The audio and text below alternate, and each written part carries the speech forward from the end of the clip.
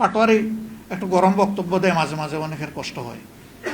সে নরম সুরে বলেছে, আমি আর গরম বক্তব্য দিব না, কোনো বক্তব্যই দিব না, শুধু আলিফের চোখটা ফিরিয়ে দেন মাননীয় প্রধানমন্ত্রী। পারবেন? চোখটা ফিরিয়ে দিতে পারবেন?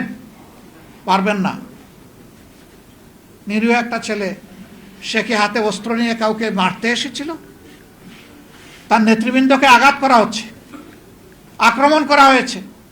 তার আবেগ এবং দায়িত্ববোধের জায়গা থেকে তাদেরকে প্রোটেক্ট করার জন্য সে এগিয়ে এসেছিল খালি হাতে। তাকে শেষ করে দিলেন কেন? এই নির্বাচন হওয়ার পরে দুঃখজনক, বর্তমান সরকারি দলের হাতে আমার 4 জন সহকর্মীকে জীবন দিতে হয়েছে। কেন এটা শুনতে হবে? কেন এটা দেখতে হবে? জায়গায় জায়গায় হামলা শুরু হয়েছে, মামলা শুরু হয়েছে। আশ্চর্য।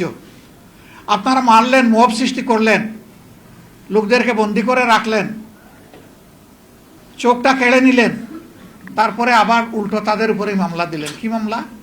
যে তারা আইফোন ছিনতাই করেছে। ধন্যবাদ, অন্তত একটা দামি ব্র্যান্ডের ফোনের ব্যাপার বলেছে। তারা সেখানে আইফোন ছিনতাই করতে গিয়েছিল। ফ্যালকন অ্যালুমিনিয়াম মাল্টিলেয়ার অ্যানোডাইজড হওয়ায় সম্পূর্ণ স্ক্র্যাচ প্রুফ। Falcon aluminium. তো সেদিন আমি বলেছিলাম যে আপনারা তো হুবহু দেখে ওই দিকেই হাঁটছেন। ফ্যাসিস্ট আমলে আপনাদের বর্তমান শিক্ষামন্ত্রীর বিরুদ্ধে বেনেট ব্যাগ ছিনতাইয়ের মামলা দিয়েছিল। তা আপনারা এতটুকু অনুগ্রহ করেছেন যে একটা ভালো স্ট্যান্ডার্ডে অন্তত আইফোনে নিয়ে এসেছে। হুবহু ওইগুলোই আপনারা অনুসরণ করে চলছেন।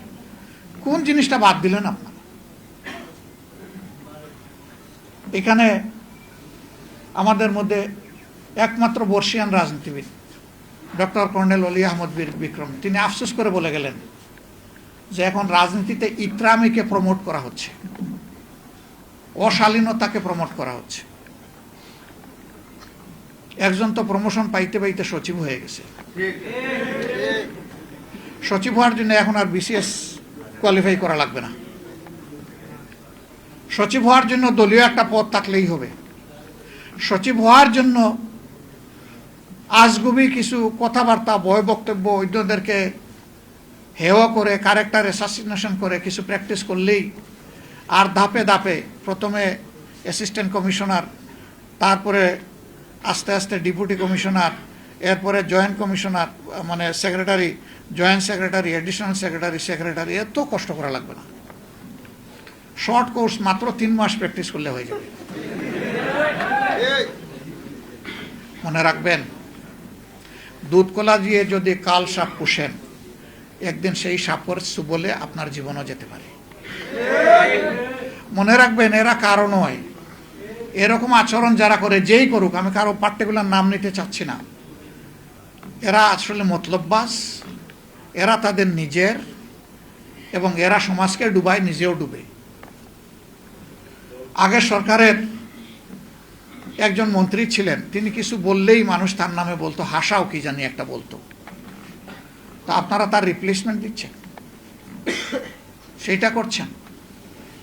এই বাংলাদেশ তো এটা দেখার জন্য এত রক্ত দেয়নি 24-এ।